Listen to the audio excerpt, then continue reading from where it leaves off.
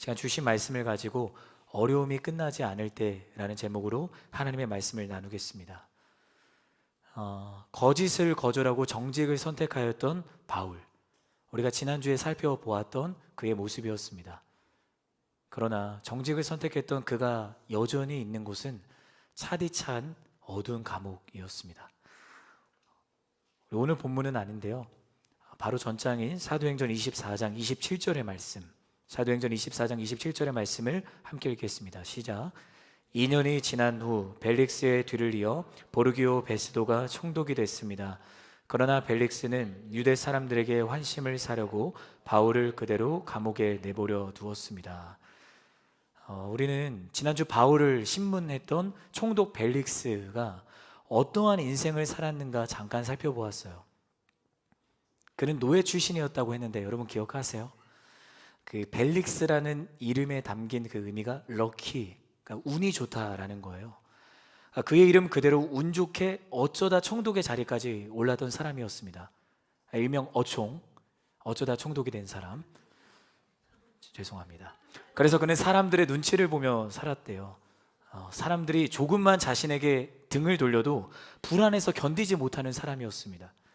그러니 바울과 유대 사람들 앞에서 가장 최고의 권력자로 서 있었지만 오히려 안절부절 못하며 흔들리는 건 바울이 아니라 벨릭스였던 것이에요. 바울이 전하는 복음을 멈추게만 할 수 있다면, 그를 죽일 수만 있다면 무엇이든 하려고 했던 대제사장 아나니아, 또 총독 벨릭스 앞에서 각종 미사여구를 쓰면서 폭군이었던 그를 거짓으로 찬양했던 유대인 변호사 더둘로, 이들 모두가 죄와 거짓에 파묻혀 너무도 비참한 인생을 살았던 사람이라는 겁니다. 그들이 바울을 둘러싸고 있었던 거예요. 스스로 하나님을 가장 잘 안다고 큰 소리치던 이들이 하나님을 전혀 모르고 있었습니다. 하나님의 시선에는 그들은 자신들의 삶에 더럽고 추악한 죄들을 스스로 덕지덕지 붙이는 그러한 인생을 살았던 것 뿐이었습니다. 사랑하는 여러분, 지금 내가 어느 자리에 서 있는가? 내 삶은 하나님의 눈에 정직한가? 그것은 여러분의 지식과 경험으로 알 수 없습니다. 세상의 그 누구도 그 무엇도 내 삶의 현주소를 분명하게 점검할 수 있게 하는 것은 없습니다. 온전한 기준은 오직 하나님의 말씀임을 저는 믿습니다. 우리 함께 따라해 주시겠어요? 내 삶의 유일한 기준은 오직 하나님의 말씀입니다. 왜 말씀이 유일한 기준인가? 하나님께서 그분의 손으로 우리를 지으셨기 때문입니다. 그 하나님이 말씀을 통해 여러분에게 찾아오셨기 때문입니다. 말씀은요, 하나님과 우리가 만나는 영적인 플랫폼입니다. 여러분 기억해 주시기 바랍니다. 말씀은 분명히 살아 있습니다. 말씀 속에 하나님의 생명력으로 꽉 차 있습니다. 저는 여러분이 말씀을 듣는 이 시간, 내가 어느 자리에 서 있는가를 알게 하시는 하나님의 그 역사를 경험하기를 바랍니다. 내가 정직을 선택하고 있는지 아니면 거짓을 선택하고 있는지 말씀을 통해 여러분에게 말을 거시는 하나님을 만나는 자리가 되기를 바랍니다. 대제사장 아나니아와 변호사 더둘로, 그리고 총독 벨릭스는 이렇듯 말씀으로 역사하시는 하나님을 경험하지 못했어요. 아니요, 엄밀히 말하면 경험할 수 없었던 거죠. 왜냐하면 그들의 모든 마음은 이미 거짓에 빼앗겨 버렸기 때문입니다. 모든 시선이 죄로 인해 가려워져 버렸기 때문입니다. 여러분, 거짓은요, 여러분의 마음을 빼앗아요. 죄는 여러분의 눈을 덮습니다. 그래서 그들은 우리가 계속해서 살펴본 것처럼 수많은 크리스천들을 핍박하고 가두고 박해했어요. 그러나 그리스도인들은 모진 고문과 죽음의 위험 앞에서도 결코 두려워하지 않았습니다. 바울처럼 말입니다. 오히려 거침없이 담대하게 복음을 외쳤어요. 아나니아, 더둘로, 그리고 총독 벨릭스는 그렇게 자신들의 귀에 고문받고 죽음의 위험 앞에서도 복음을 외치고 있는 그들을 보고 있음에도 불구하고, 복음이 그들의 귀에 들리는데도 불구하고 여전히 복음을 거절하고 있는 거예요. 예수를 부인하고 있는 거예요. 왜 그들이 거절하고 부인했는가? 지금 자신들의 삶에 아무런 문제가 없다고 생각했기 때문이에요. 자신들의 입지가 흔들리지 않도록 해주는 게 그들에겐 복음이었거든요. 예수님께서 십자가에 죽으시고 부활하신 것이 그들에겐 복음일 수가 없는 거죠. 그게 자신들의 입지를 흔들리게 하는 것이 될 수 없으니까. 그들이 말하는 것이 법이 되고 사람들이 자신들 앞에 무릎 꿇고 굴복하는 것을 도와주는 무언가가 그들에게 복음인 거예요. 그러니 그들에게 지금 선포되는 예수님은 미련하고 어리석은 사람일 뿐이죠. 패배한 사람일 뿐이죠. 어쩌면 바울을 보면서 그들은 예수를 믿는 것이 정말 어리석은 게 맞구나라는 것을 확신할 수 있게 되지 않았을까요? 바울이 굽히지 않고 복음을 전했지만 여전히 그는 죄수잖아요. 복음을 전했는데 갑자기 그가 죄수의 신분에서 갑자기 회방되어서 그가 정말 놀라운 일들을 행한다? 그러면 그들이 예수를 믿을지 모르겠어요. 또요, 여전히 유대 사람들의 미움과 비난과 조롱의 대상이었잖아요. 사방으로 끌려다니며 돌팔매질 당하고 침뱉음 당하고 온갖 모진 고문을 당하고 있잖아요. 여전히 감옥에 갇혀 있잖아요. 여러분, 믿음을 지키며 복음을 전하고 있지만 바울의 삶의 어려움은 끝나지 않았어요. 만일 내가 바울이라면, 여러분이 바울이라면 하나님을 신뢰하며 순종했는데도 어려움이 끝나지 않고 계속된다면 어떻게 하시겠어요? 그럼에도 불구하고 하나님을 신뢰하실 수 있겠어요? 나를 비웃는 세상의 시선에도 그럼에도 내가 두려워하지 않고 말씀을 따라 순종할 수 있겠어요? 예배를 드릴 때 주님을 찬양하고 그 감격 속에 우리가 예배하잖아요. 그런데 우리가 이 문 밖을 나가고 우리의 일상으로 나아갔을 때 내가 말씀을 따라 순종하고 그 몸부림을 멈추지 않는데 내가 여전히 끝나지 않는 어려움 속에 있다. 여전히 얽히고 설킨 갈등들은 풀어지지 않는다. 일통하고 가면 한숨이 나오고 아침에 눈을 떠도 감사가 없고 여전히 나는 사랑하는 사람과 사랑하지 않는 사람을 내가 정하고 내가 복음을 믿는 크리스천이라고 하는데 여전히 나의 일상이 그러하다면 여러분 어떻게 하시겠어요? 끝나지 않는 어려움, 그리고 그 어려움 속에 서 있는 바울. 감옥에 갇힌 지 2년이라는 긴 기다림 끝에 그가 다시 재판장에 서게 됩니다. 그러니까 오늘 본문 25장은요 24장과 2년이라는 시간의 공백이 있는 거예요. 그 2년이라는 시간 동안 여전히 바울은 구금되어 있는 거죠. 저는 오늘을 살아가는 크리스천인 우리가, 여러분 크리스천 맞죠? 여기에 이만희 씨를 좋아하거나 그런 분들은 나가주세요. 이만희 돌아오세요. 네, 크리스천, 여러분 다 크리스천이죠. 오늘날 크리스천으로 살아가고 있는 우리에게 오늘 하나님께서 우리에게 주시는 분명한 메시지가 있습니다. 저는 여러분이 오늘 본문을 통해 그 영적인 메시지를 함께 발견하기를 원합니다. 앞서 말씀드린 대로 노예 출신으로 총독의 자리까지 올랐던 벨릭스, 그는 바울로부터 다음과 같은 메시지를 듣게 됩니다. 우리 사도행전 24장 24절부터 25절까지의 말씀을 여러분이 읽어주시기 바랍니다. 시작. 며칠 뒤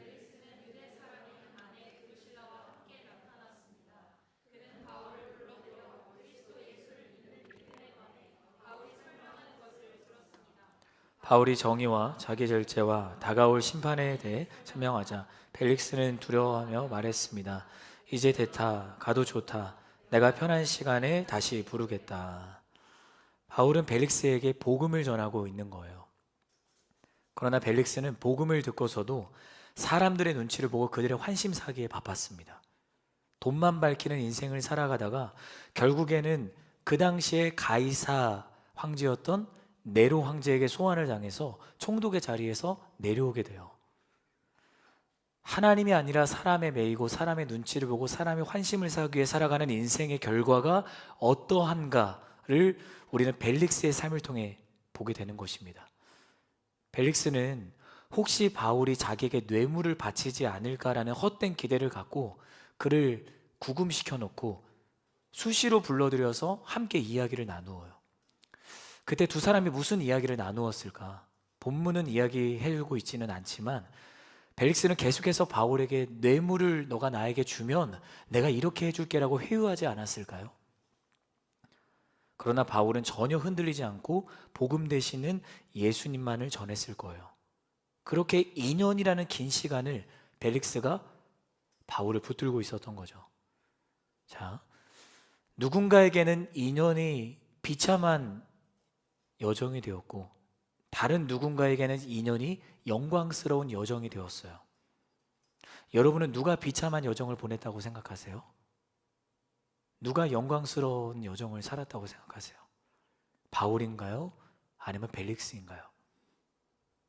오늘 성경은 분명히 말하고 있습니다.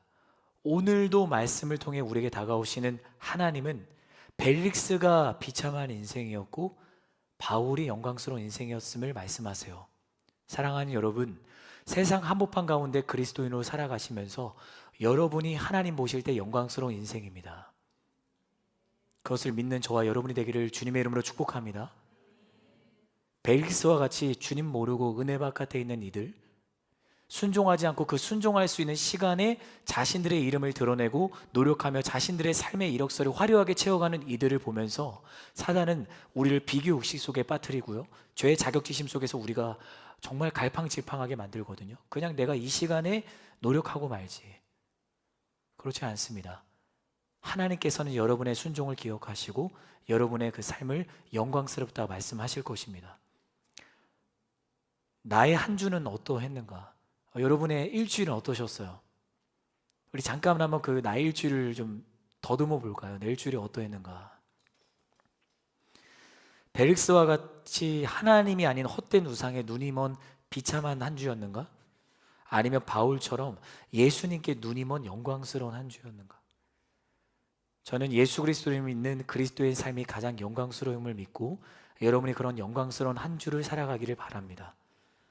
그 어떤 삶과도 비교할 수 없는 것입니다. 여러분을 축복합니다.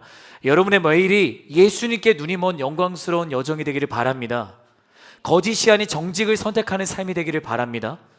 미움이 아니라 사랑을 선택하는 삶이기를 바랍니다.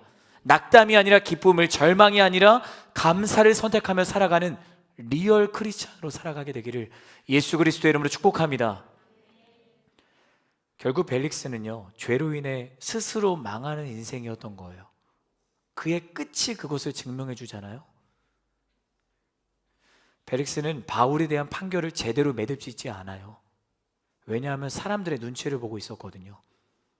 그래서 그는 자신이 이임하기 전에 도리어 유대 사람들에게 환심을 사려고 바울을 그대로 감옥에 가두어 놓습니다. 그럼 이제 오늘 본문에 등장하는 이 베스도, 이 베스도는 누구는가? 바로 전임 총독 벨릭스에 이어서 신임 총독이 된 사람인 거예요. 여러분, 그는 판단력과 행정력과 지도력 등 모든 면에서 벨릭스보다 나은 사람이었다고 합니다. 우리가 무엇으로 그것을 알 수 있냐면, 베스도는 가이사랴에 도착한 뒤 가장 먼저 어디를 방문하는가? 예루살렘을 방문하는 거예요. 자신의 관할 지역 내에서 가장 중요한 도시가 바로 예루살렘이었거든요.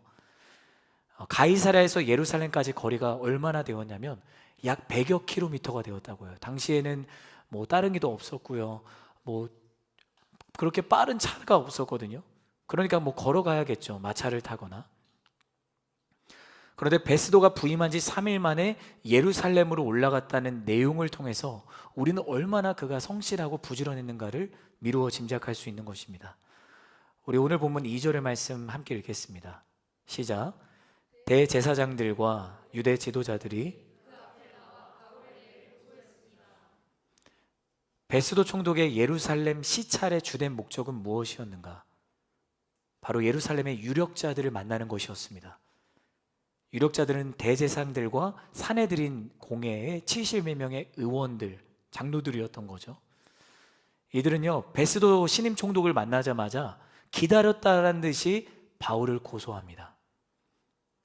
우리 본문 3절 함께 읽겠습니다. 시작. 그들은 자기들에게 호의를 베푸는 셈치고 예루살렘으로 이송해 달라고 베스도에게 강력하게 요청했습니다. 이송 도중 매복하고 있다가 그를 죽이려고 준비하고 있었던 것입니다. 지금 바울이 어디에 갇혀 있는가? 가이사랴입니다. 대제사장을 비롯한 유대인 유력가들은 베스도 총독에게 바울을 예루살렘으로 이송해 주세요라고 강력하게 요청을 해요. 헬라어 원문으로 그 의미를 살펴보니까 한 번이 아니라 계속해서 끈질기게 요청을 하고 있었다라는 것을 알 수 있는데요. 그렇게 그들이 요청하는 이유는 너무나도 끔찍합니다. 가이사랴와 예루살렘 사이에 암살단을 매복하고 있다가 이송돼서 바울이 오면 죽이려고, 그래서 요청하고 있는 거예요. 우리 이어지는 4절과 5절의 말씀도 여러분이 읽어주시기 바랍니다. 시작. 베스도가 대답했습니다.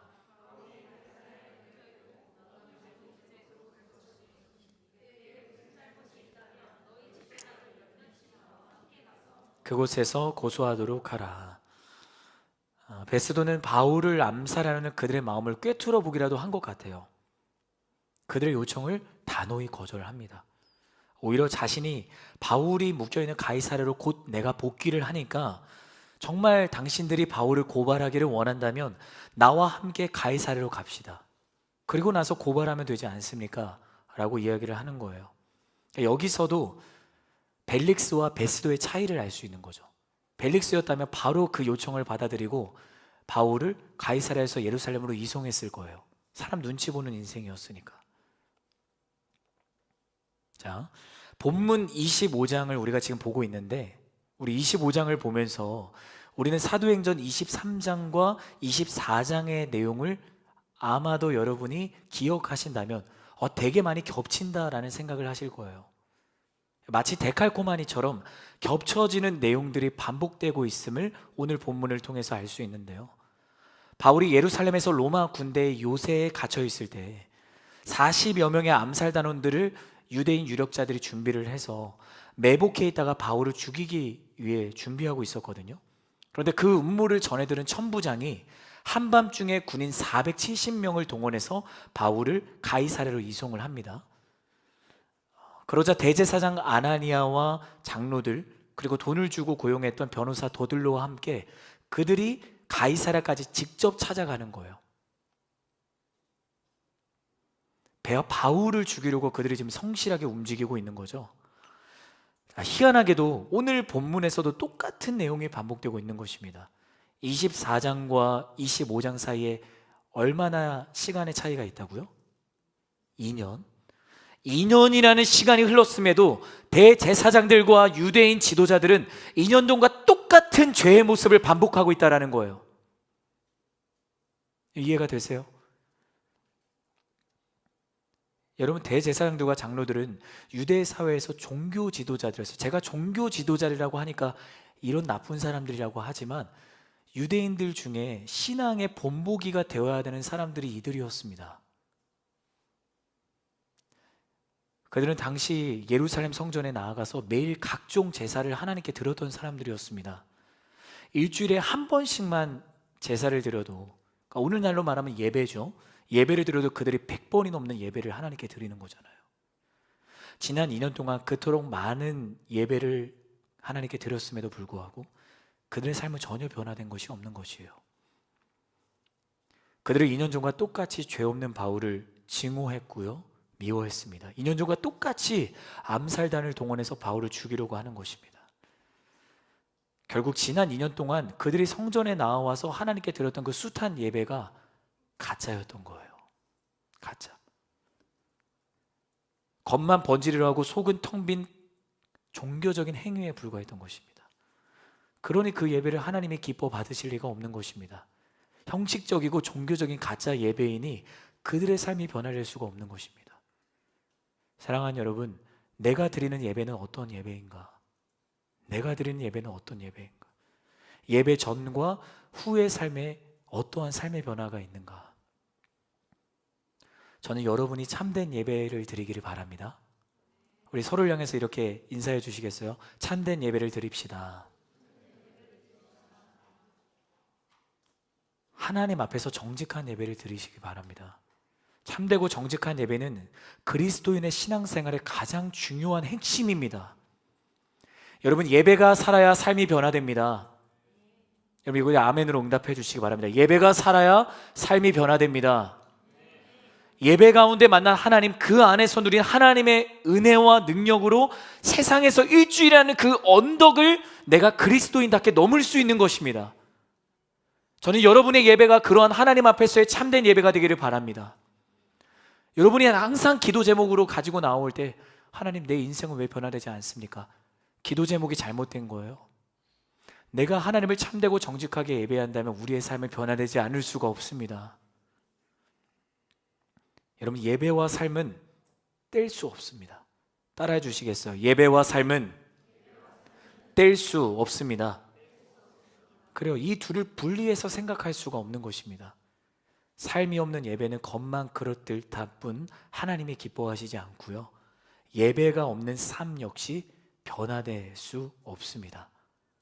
꾸준한 순종이 있어야 돼요. 꾸준한 순종. 일상에서 순종의 몸부림을 멈추지 않는 사람이 진짜 예배자로 설 수 있는 것입니다. 한 번 더 따라해 주세요. 일상에서 순종의 몸부림을 멈추지 않는 사람이 진짜 예배자로 설 수 있는 것입니다. 아멘. 하나님이 찾으시는 한 사람은 바로 그런 사람이에요. 주일에 드리는 한 번의 예배만으로 여러분의 삶의 변화가 되기를 원하세요? 한 번의 예배로 내 삶에 일하시는 하나님을 경험하기를 원하세요? 그건 한꺼번에 쏟아지는 비일 뿐이에요. 한꺼번에 쏟아지는 비는 홍수밖에 안 돼요. 그게 밭에 뿌려지면요, 말씀의 씨앗이 다 홍수에 씻겨져 내려가는 거예요. 밭에 꾸준하게 내리는 비가 뿌려진 씨앗을 싹을 틔우게 만들고 열매를 맺게 하는 것입니다. 저는 여러분이 그러한 진짜 예배자로 서 있기를 바랍니다. 단번의 예배로 홍수 같은 은혜를 구하지 마시고요, 꾸준한 예배로 하나님께서 나에게 신실하게 부어주시는 은혜를 갈망하는 여러분이 되기를 주님의 이름으로 축복합니다. 실력 있는 예배자가 되세요. 실력 있는 예배자는 꾸준합니다. 순종의 걸음을 계속 앞으로 내딛는 것입니다. 죄의 장애물에 걸려 넘어질 수 있죠. 다치고 상처가 날 수 있습니다. 그러나 다시 몸을 일으키고 순종의 걸음을 계속 이어가는 것이 신앙생활인 거예요. 그게 신앙생활입니다. 한 번의 운동으로 몸이 변화되고 근육이 생기나요? 그러면 저도 운동을 할게요. 그렇지 않죠. 순간에 펌핑은 될지 모릅니다. 하지만 그 펌핑은 근세에 사그라들고 맙니다. 저는 여러분이 하나님이 허락하시는 은혜를 마치 내 몸이 펌핑되듯 사모하지 않기를 주님의 이름으로 축복합니다. 하나님의 은혜가 우리 삶에 닿지 않은 곳은 없습니다. 어제도 그렇고 오늘도 그렇고 내일도 동일합니다. 내가 그 은혜를 은혜로 경험하지 못하는 순간이 있는 거죠. 죄의 눈이 멀어 은혜를 발견하지 못하는 것뿐이에요. 하나님의 은혜가 왜 나에게 없는가가 아니라 내가 그 은혜를 보지 못하는 것뿐입니다. 말씀의 렌즈가 없으니까 내 삶의 어려움이 끝나지 않으면 하나님을 원망하는 거예요. 이미 하나님은 나와 함께 하시고 계시는데 하나님이 나와는 함께 하시지 않는다고 여기며 절망하는 거예요. 기도에 근육이 없으니까 내 삶의 어려움이 끝나지 않으면 기도를 멈추는 거예요. 포기하는 거예요. 그리고 오히려 세상을 향해 더 깊이 뛰어드는 거죠. 만일 본문의 대제사장들과 장로들이 지난 2년 동안 단 한 번이라도 하나님을 참되게 예배했다면 그들이 바울을 고발했을까요? 거짓을 선택했을까요? 바울을 암살하려는 어리석음을 되풀이했을까요? 그렇지 않을 것입니다. 사랑하는 여러분, 살아있는 예배를 드리시기를 주님의 이름으로 축복합니다. 뜰만 받고 돌아가지 마세요. 수많은 회중 중에 나는 한 사람일 뿐이야. 아닙니다. 하나님은 당신을 보십니다. 하나님을 당신을 보신다고요. 우리는 살아있는 동안 하나님을 예배해야 될 줄 믿습니다. 생명이 꺼지기 전까지 우리는 예배해야 될 줄 믿습니다. 불을 피하는 것과 같이 위급한 비상사태에서만 예배해서는 안 되는 것입니다. 이런 예배는 삶을 담아낼 수 없습니다. 저는 여러분이 영적 아마추어가 되지 않기를 원하고 지금 이곳에서 하나님을 참되게 예배하기를 바라는 것입니다. 그 예배가 이곳 이룸에서만 갇혀있는 것이 아니라 순모임에서도 예배하기를 바랍니다. 우리 다시 한번 더 서로를 향해 인사합시다. 순모임에서도 예배합시다. 순모임이 마치고 돌아가는 길에도 예배하세요. 내가 대중교통을 타고 버스에 탔는데 거기서부터 내 마음을 다 잃어버려가지고 그러지 마시고 또 돌아갈 가정에서 나아갈 일터와 캠퍼스에서 하나님을 그렇게 여러분의 삶으로 예배하는 인생이 되기를 바랍니다. 여러분의 삶 전체가 예배가 되어야 되는 거예요. 우리 이어지는 6절의 말씀 함께 읽겠습니다. 6절 시작.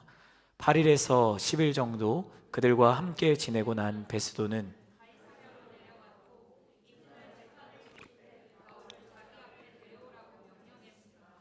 베스도 총독은 예루살렘에서 8일에서 열흘 정도를 머물고 가이사르로 돌아갑니다. 진짜 부지런한 사람이에요. 3일 걸려서 바로 왔고 8일, 10일 있다가 바로 다시 돌아가는 거죠.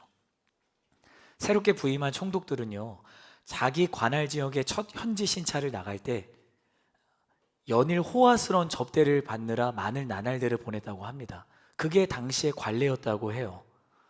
그런데 단 열흘 만에 시차를 모두 끝내고 가이사랴로 복귀를 한다?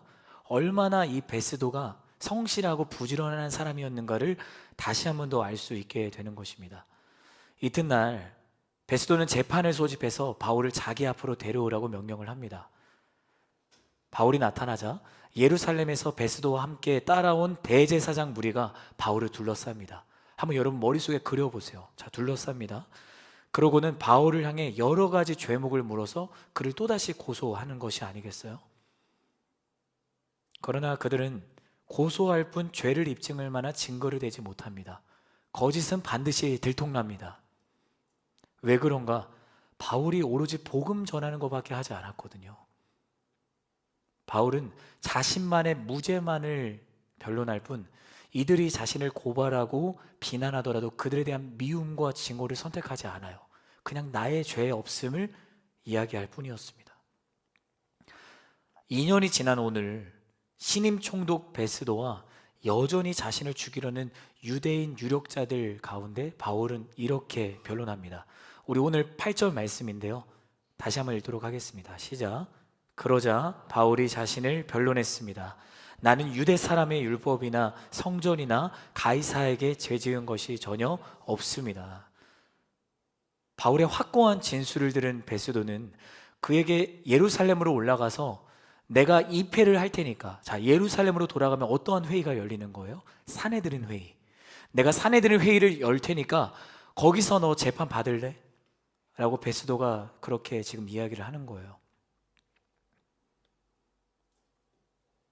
본문 9절을 보면 베스도가 유대 사람들의 환심을 사고자 했다라는 표현이 나오는데, 이것은 단지 유대인들의 마음을 사기 위한 단순한 행동이 아니었음을 우리는 알 수 있어요.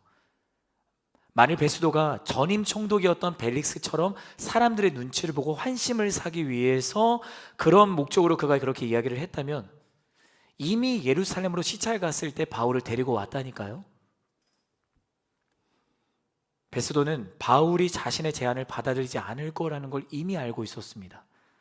그만큼 바울이 자신의 무죄에 대해 결백했거든요. 그러나 베스도는 공개적으로 이 재판장에서 바울에게 질문을 함으로써 그 재판장에 함께 있는 유대 유력자들의 입장도 고려하고 있는 정치적인 제스처를 취하고 있는 거예요. 얼마나 그가 스마트한가를 알 수 있는 것입니다. 자, 우리 이어지는 10절과 11절 말씀 여러분이 읽어주시기 바랍니다. 시작. 바울이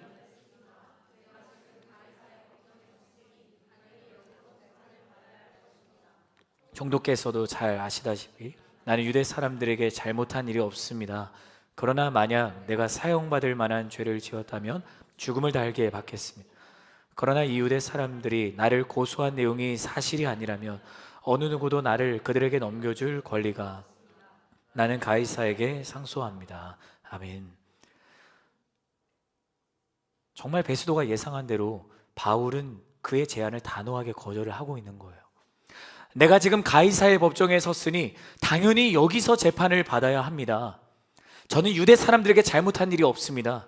저들이 나를 고소한 내용이 사실이 아니라면 어느 누구도 나를 그들에게 넘겨줄 권리가 없습니다. 나는 가이사에게만 상소합니다. 그러자 베스도는 배심원들과 상의를 하는 게 아니겠어요? 그리고 다음과 같이 말합니다. 바울, 너가 가이사에게 상소했으니 그 상소를 내가 받아들이겠다. 그러니 너는 로마에 가서 가이사에게 재판을 받게 될 것이다. 바울의 상소가 받아들여졌다는 것은 무엇을 의미할까요? 이제 그가 로마 군대의 보호 속에서 로마까지 가게 되었다는 것을 의미하는 거예요. 가이사에게 상소한 피고는요, 법정의 자리에 서기까지 로마의 보호를 받아야 됐어요. 이제는 그는 가이사의 손에 있기 때문이죠. 자, 그런데 여러분, 가이사라에서 로마까지의 거리가 얼마나 되냐면 자그마치 2000km가 넘어요. 대제사장 무리가 준비한 암살단의 암살 위협에 시달리던 바울에게 그 먼 거리를 로마 군대의 보호 속에 이동하는 것보다 더 안전한 길이 있나요? 없습니다. 그것은 운이 좋아 어쩌다 총독이 된 벨릭스처럼 바울에게 우연히 주어진 행운이었을까요? 그동안 바울에게 어려움이 끝나지 않았던 이유는 무엇인가? 오늘 말씀의 제목이었잖아요. 어려움이 끝나지 않을 때 아무 죄 없이 뇌물을 바치지 않았다는 것 때문에 2년 동안이나 구금 상태에 억류되어 있는 것, 바울 입장에서 얼마나 억울하고 괴로웠겠어요. 처음에는 어느 정도 자유가 보장되었지만 이임을 앞둔 벨릭스 총독이 유대 사람들에게 환심을 사기 위해서 다시 그를 감옥에 가두었을 때 그가 절망의 나락으로 떨어지는 것 같은 심경이지 않았을까요? 대제사장 무리가 2년 전과 똑같이 가이사랴에게 찾아와서 베스도 앞에서 자신을 고발할 때 바울이 얼마나 낙담이 되고 마음이 무너졌을까요? 그러나 끝나지 않은 어려움 가운데 바울은 가이사에게 상소를 제기하고 그 상소가 베스도에게 받아들여지게 된 거예요. 여러분은 이 모든 과정들이 우연이라고 생각하세요? 3차 전도 여행을 매듭 짓고 바울이 예루살렘에 올라왔을 때요, 대제사장 무리가 바울을 죽이려고 그를 포박하고 성전에서 쫓아내요. 그리고 그가 돌팔매질을 당하고 피투성이가 되어서 그는 사경을 헤맵니다.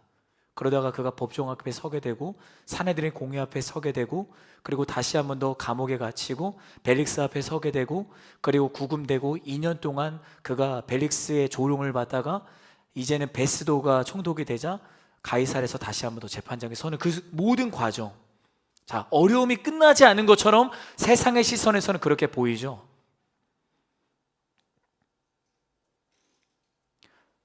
그런데 바울이 만약에 총독의 법정에서 무죄로 풀려났다면 그는 즉각 암살단의 위협에 죽었을 거예요. 바울이 2000km나 떨어진 로마로 그가 걸어갔다고 생각해 보세요. 암살단이 그 즉시 추격해서 그를 죽였을걸요? 가장 안전한 길은 로마의 보호를 받는 거예요. 가이사를 향한 상소가 받아들여질 때만 보호받을 수 있는 것이에요. 자, 결론입니다. 왜 바울의 삶의 어려움이 끝나지 않았는가?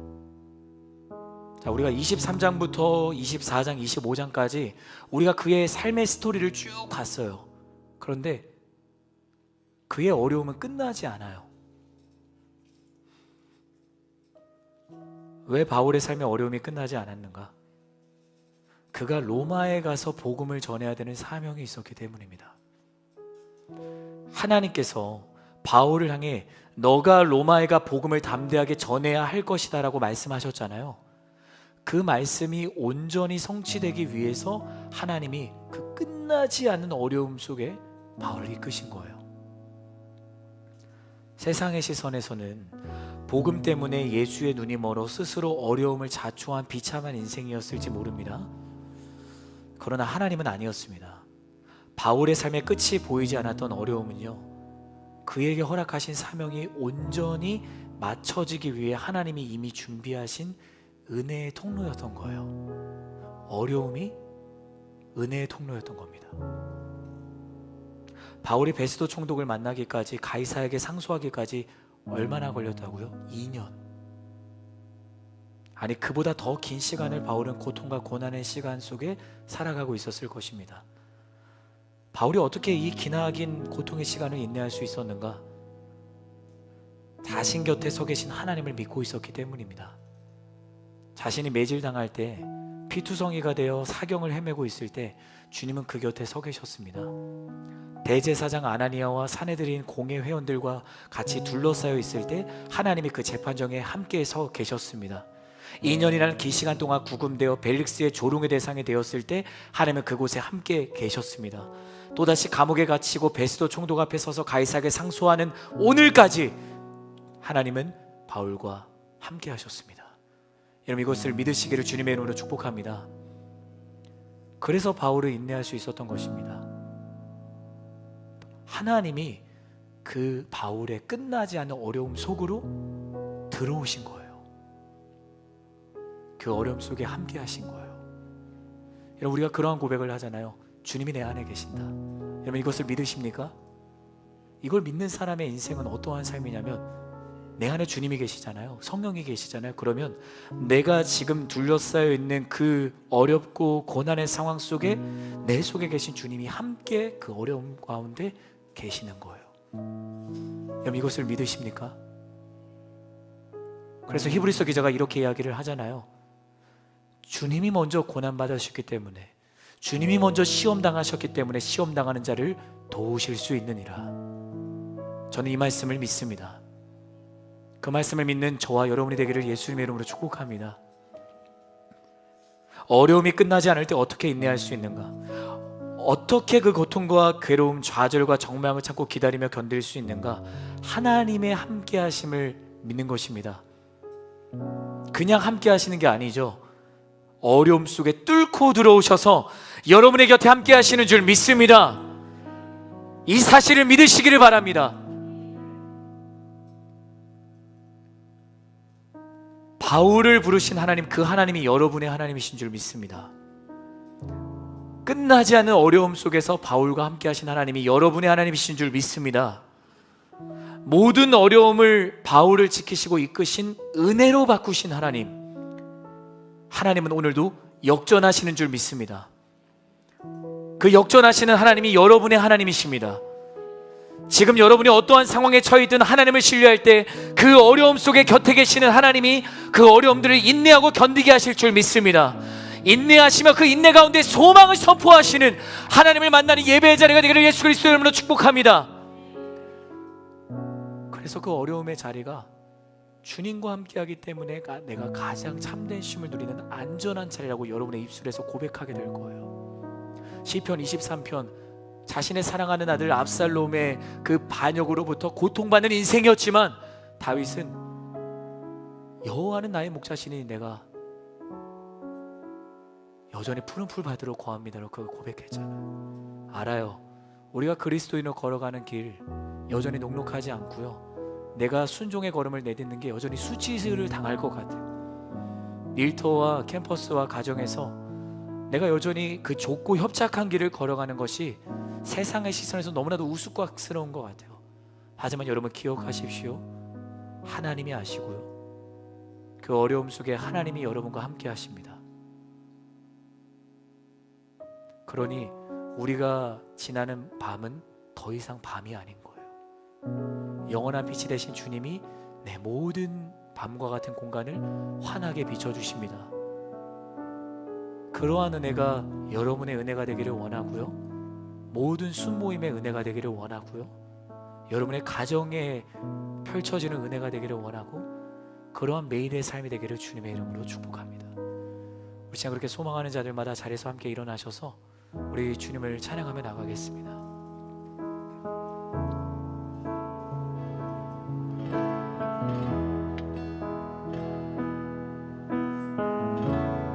오늘 우리 삶에, 오늘 우리 삶에 주의 일 행하시네. 실수가 없으신 완벽한 일하심으로 마침내 그날은 주 약속 이루시네. 주 약속 이루시네. 천지를 지으신 온전한 그 말씀으로 고백합니다. 다시 밤이 없겠고 다시 밤이 없겠고 햇빛도 쓸데없으리 하나님이 우리의 영원한 빛 되시네. 다시 눈물 없겠고 다시 눈물 없겠고 슬픔과 고통 없으리 하나님과 우리가 영원히 함께 사네. 우리 다시 한번 더 고백합시다. 오늘 우리 삶에 오늘 우리 삶에 주의 행하시네.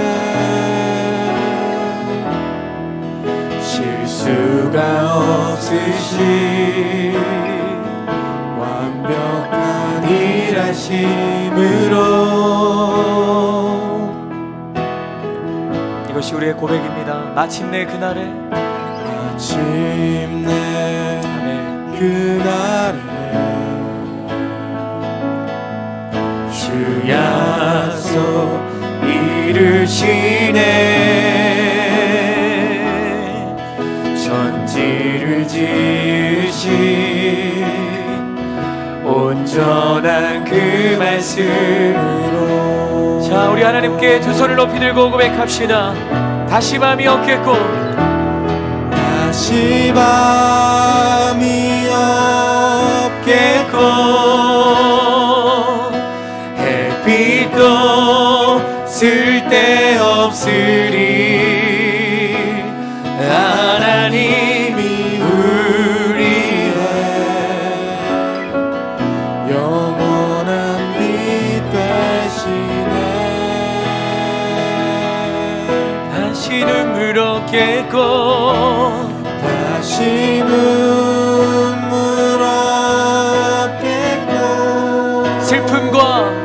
슬픔과 고통 없으리 하나님과 우리가 영원히 함께 사. 우리 한 번 더 간절한 심령으로 고백합시다. 다시 밤이 없겠고 다시 밤이 없겠고 아멘. 햇빛도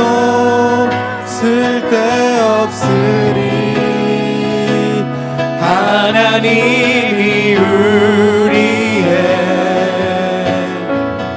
영원한 빛 되시네. 아멘. 다시 눈물 없겠고 슬픔과 고통 없으리 하나님과 우리가 영원히 함께 사네. 우리 그대로 두 손을 들고 이 시간 기도하기를 원합니다. 하나님이 나와 함께 하십니다. 어떠한 상황 속에서도 주님이 나와 함께 하십니다. 밤과 같을지라도 그곳에 주님이 함께 하시는 줄 믿습니다. 내가 어려워하는 그곳에 주님이 함께 하십니다. 그 임마누엘 되신 주님을 믿고 사랑하는 하나님의 사람들 되게 하여 주옵소서. 리얼 크리스찬 되게 하여 주옵소서. 이렇게 소망하는 자들마다 주님의 나만 외치고 우리 기도하며 나아갑시다. 기도합니다. 주여